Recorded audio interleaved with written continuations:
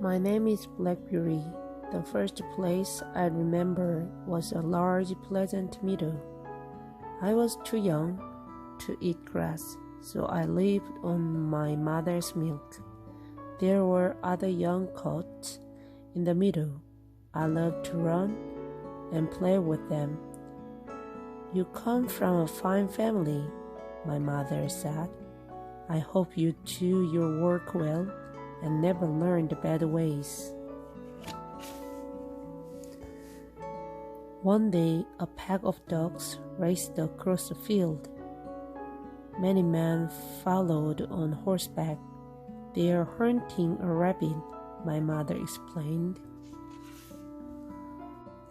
Suddenly, two horses stumbled.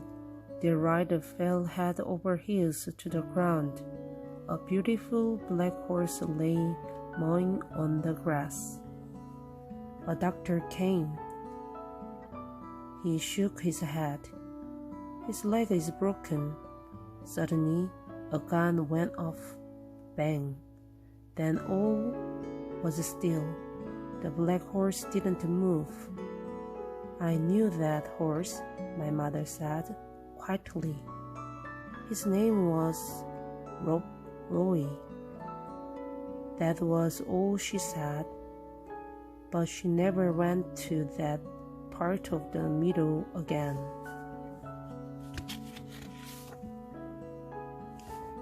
In time, I grew quite handsome. My coat was shiny and black. I had one white foot and a pretty white star on my forehead. One day, Farmer Gray decided it was time to black me in. He told gently and gave me oats. Then he put a bit into my mouth. I did not like the taste of it. Next came the saddle. It was not so bad. I learned to wear a harness and a bridle with blinkers. Now I could see only straight ahead. Worst of all were the horseshoes. They made my feet feel stiff and heavy. Farmer Gray rode me around the meadow. How strange it felt, but I was proud to carry my master. My mother said, "Some men are kind, like our master. Ours are not. A horse never knows who will buy him." I had no idea then, but soon I would leave my first home. Squire Golden bought me. Oh, how Mrs. Golden loved me, she said.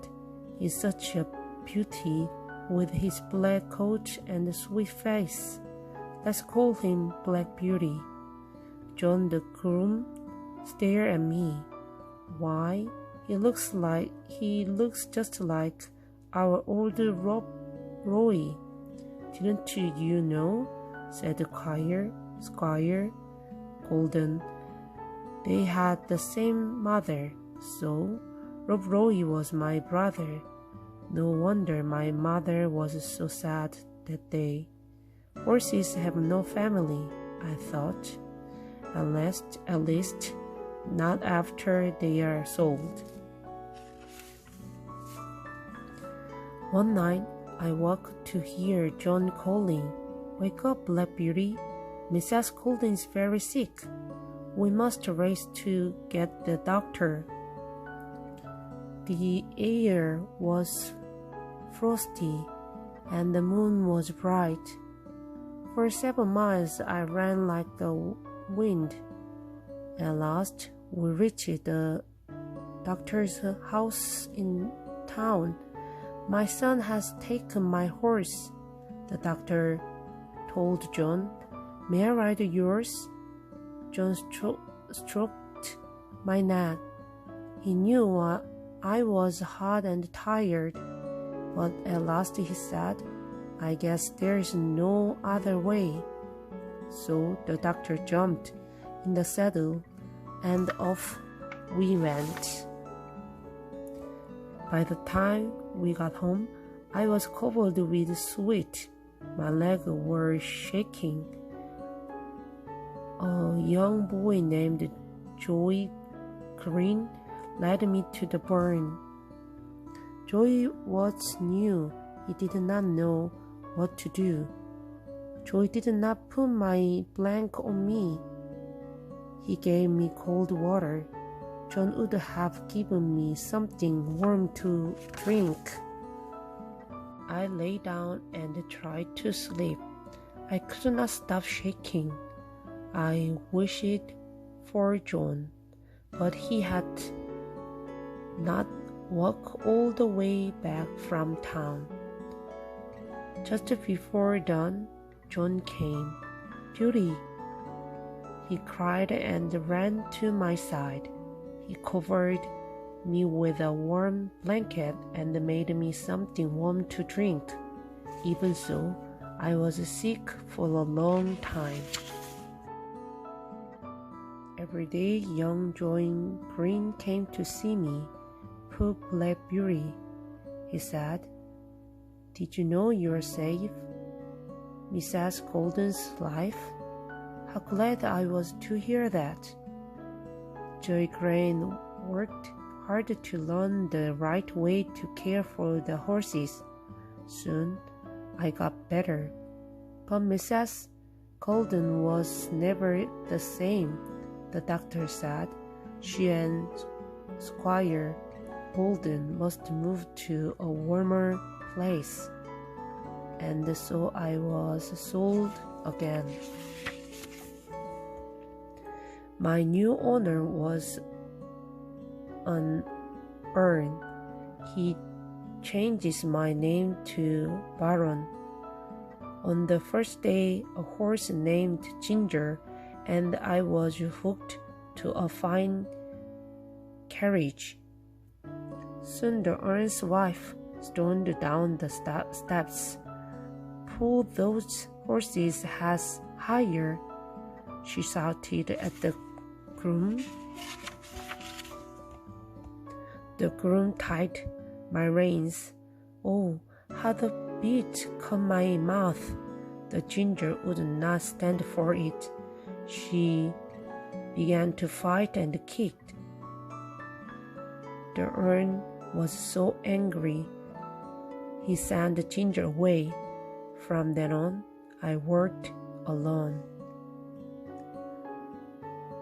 One week, a groom named Smith rode me into town on business.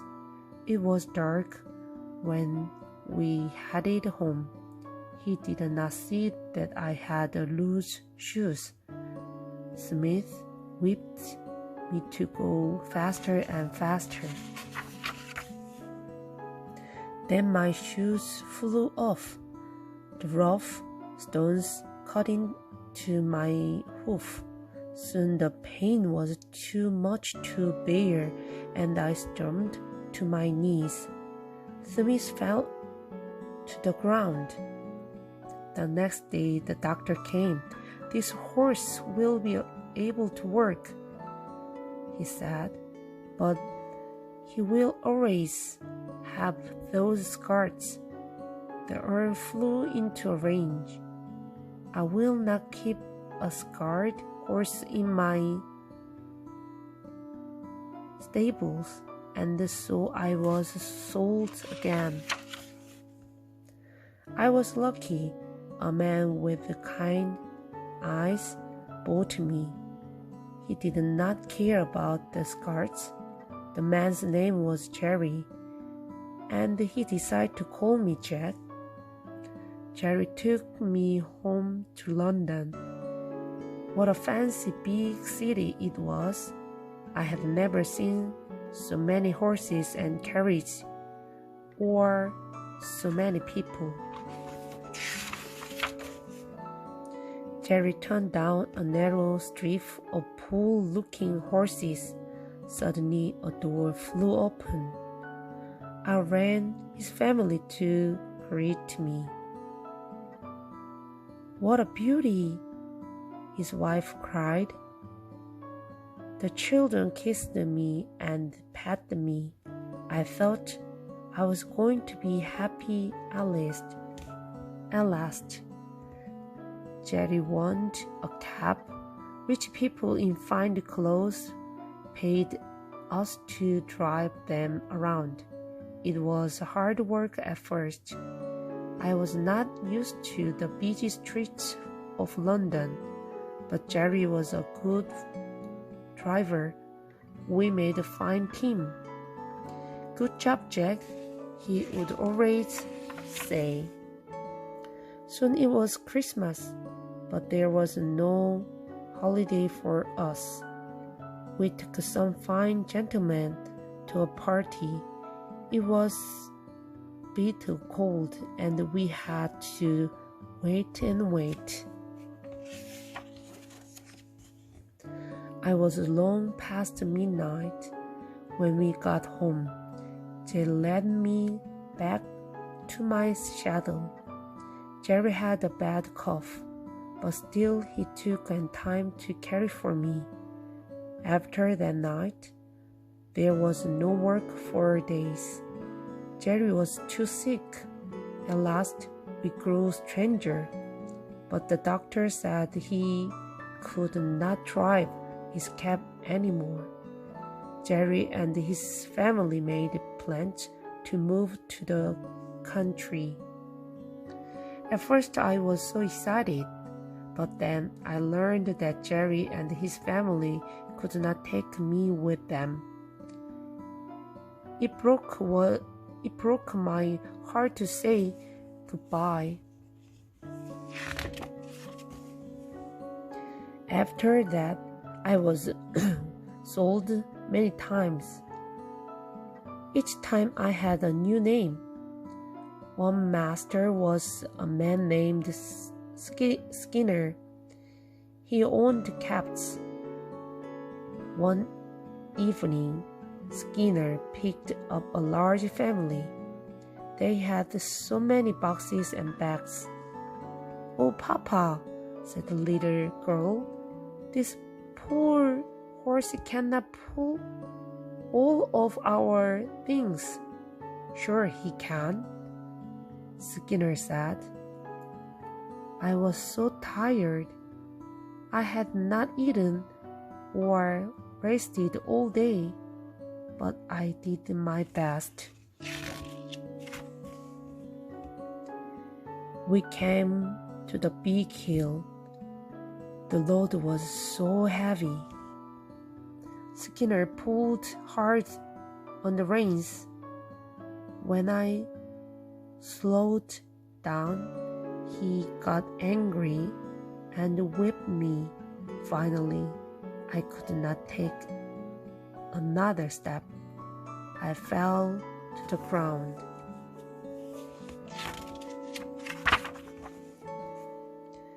I was given 10 days to rest.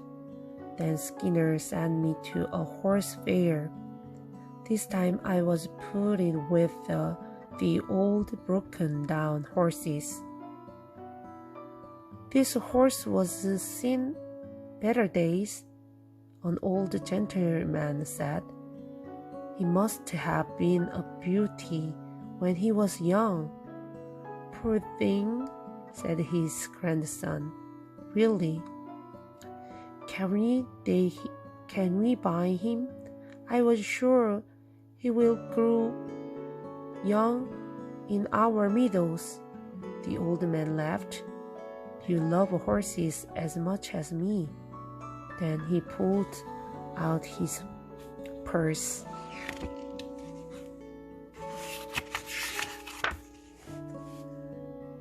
The old man and Willie took me home, then called me Old Connie and took good care of me.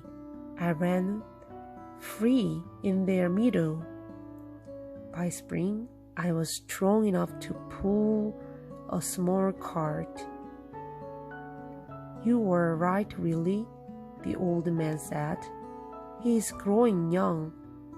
I know the perfect home for him. The next morning, I was taken to a nearby house. 3 sisters lived there. The groom was cleaning my face. Suddenly he gasped, "Why, I didn't know this white star anywhere. Black Beauty. Don't you know me? I'm Joy Green." I stared at him. He looked like a young Joy Green, only with black whiskers. Young Joy Green was now a man. So here I stay. My work is easy and Joy is the best of grooms. The ladies promise never to sell me.